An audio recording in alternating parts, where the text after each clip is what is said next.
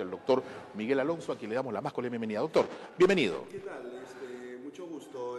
Para mí es un honor pues acudir a este programa. Muchas gracias. Doctor, en principio quisiéramos saber, el tema de estafas piramidales se ha ido enquistando con las redes sociales, inclusive con el Internet, dándole mayor facilidad a las coberturas. Háblenos un poco de los principales problemas y también tabú sobre este tema. A ver, antes de nada, lo importante es saber de qué estamos hablando, ¿no? Sí.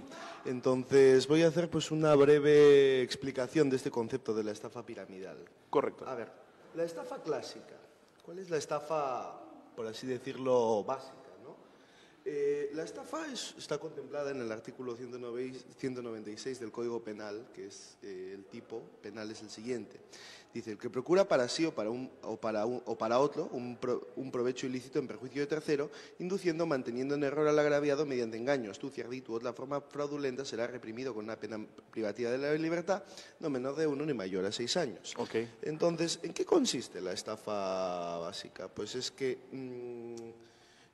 yo, por ejemplo, soy un estafador, no lo soy, ¿no? Pero en el supuesto de que lo fuera, le induzco a usted a un error que supone que le va a suponer finalmente un perjuicio patrimonial. Por ejemplo, yo le puedo vender un reloj diciéndole que es un Rolex. Es un Rolex. Que es un Rolex que cuesta $2000 y en realidad es uno de esos relojes chinos que cuestan 30 soles, ¿no? Eso es una estafa. Y que ahí dice Rolex. Claro, y ahí dice Rolex, exacto.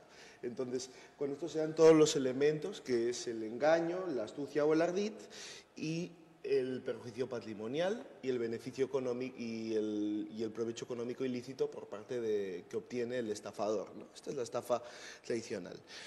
¿Cuál es la diferencia con la estafa piramidal? Bien, hagamos un poco de historia.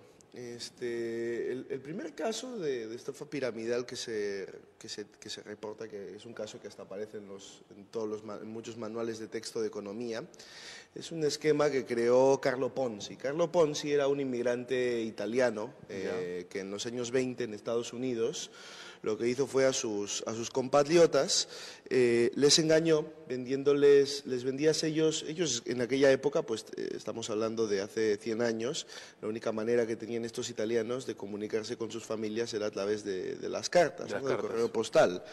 Entonces, él engañó a sus compatriotas diciéndoles que podían comprar sellos postales italianos con dólares a un mejor precio,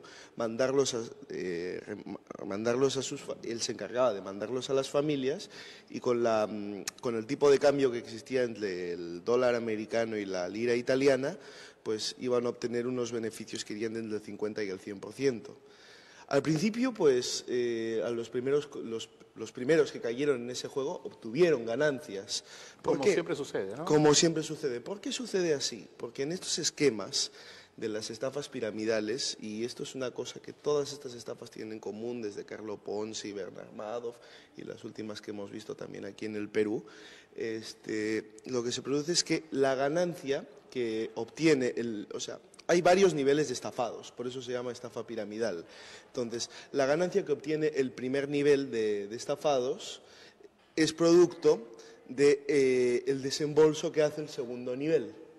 Por ejemplo, yo le digo a usted que invierta 100 soles en un fondo de inversión y va a obtener una ganancia del 100%, de 100 soles más. ¿Cómo yo le pago esos 200 soles? Con los 100 soles que viene detrás. Eso es clave. Eso es clave. Eso es clave. Claro. CLAE fue un ejemplo muy concreto, muy parecido, que sucedió a mediados de los años 90 aquí en el Perú. Claro, efectivamente, que el caso CLAE. Entonces, aquí en el Perú hay que tener en cuenta lo siguiente. La Ley General del Sistema Financiero y Orgánica de la SBS, que es la Ley 26702, establece establece una prohibición absoluta para captar dinero sin contar con la autorización correspondiente de la SBS. Correcto.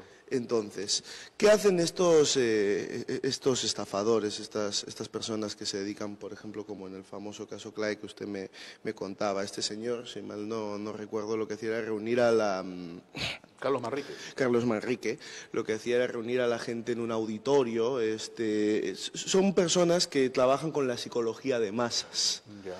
Entonces, les proponen una solución a todos sus problemas en base a sus problemas económicos, en base a ese negocio. Había una tremenda crisis en el Perú y la gente que no había tenido posibilidades de tener ganancias pingües en otros escenarios, pues optó por la alternativa de CLAE, ¿no? Teniéndole una esperanza de que depositaban su dinero y tenían ganancias que no las tendrían en el banco ni en ningún otro negocio. Efectivamente, estamos hablando de personas que son expertos en psicología de masas y de esa manera no van a apelar obviamente a la razón, no van a... Y normalmente pues estas estafas, si bien no siempre es así, por ejemplo el famoso caso de Bernard Madoff también fue una estafa piramidal y los que fueron estafados eran las grandes fortunas de Estados Unidos, ¿no? Pero las estafas piramidales que se han producido, al menos a nivel nacional, tienen en común algo, que es que van dirigidas a personas de la clase media que no son para nada especialistas en finanzas.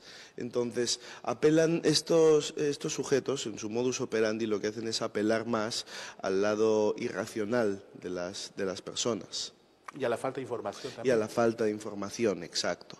Pero no apelan, digamos, no explican muy bien... ¿Qué hacer? ¿Cómo detectarlo? ¿Qué es lo que no debe hacerse en todo caso? Lo primero que debería hacerse para ya obtener una garantía en ese momento es pedir cuál es la autorización que tienen para captar ahorros del público dada por la SBS. Ese sería el primer paso y el más importante.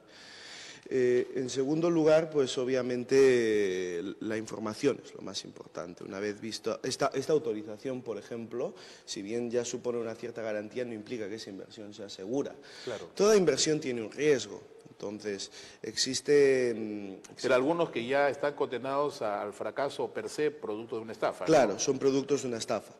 Pero ahí ya no hay riesgo, sino hay pérdida de todas maneras. Hay pérdida segura, Entonces, otra cosa que buscarán estos estafadores es que obviamente para que estas estafas piramidales funcionen, el primer nivel de estafados siempre tienen que obtener algún beneficio. O sea, los primeros no son estafados, sino son parte del círculo. No tiene por qué ser así. Muchos de estos primeros, si bien al principio obtienen beneficios, ¿qué van a hacer? Van a seguir. Claro. O sea, siempre el estafador, quien dirige esta estructura piramidal, lo que va a buscar es, exacto, que no se vayan, que sigan reinvirtiendo. Porque siempre y cuando estos sigan reinvirtiendo... En la reinversión es donde está la estafa. En la reinversión es donde está la estafa, porque va a seguir obteniendo beneficio. Correcto. Entonces... Esto obviamente, todas estas estructuras, si bien se pueden mantener por un mayor o un menor tiempo, siempre llegan a un punto de quiebre.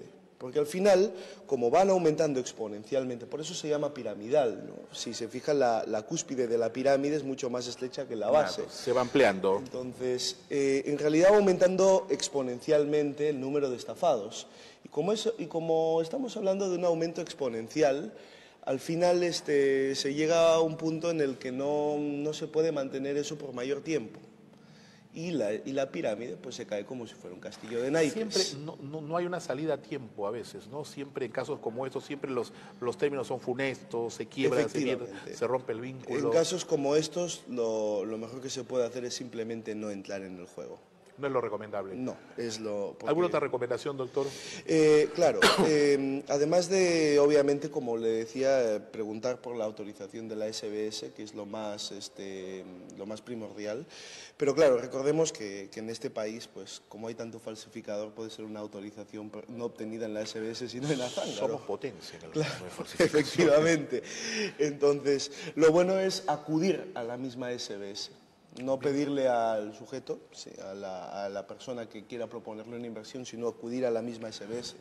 Y otra cosa también es asegurarse de cuál es la capacidad económica, de cuáles son sus activos, cuáles son las inversiones. Porque, como le digo, puede ser que no sea una estafa, puede ser que sea algo completamente legal, pero muy riesgoso. También hay dentro del marco de lo legal, pero hay que ver también la investigación, qué hay cosas ahí detrás, quiénes son realmente... Y los riesgos siempre están. Efectivamente, porque como le decía, puede ser que no sea una estafa, puede ser que el riesgo no sea cero, pero estamos hablando de un riesgo elevado. ¿Y estos fondos mutuos en los bancos? Tengamos en cuenta también algo, discúlpeme. Sí. Aquí en el Perú, Aquí en el Perú existe un límite que es para los depósitos.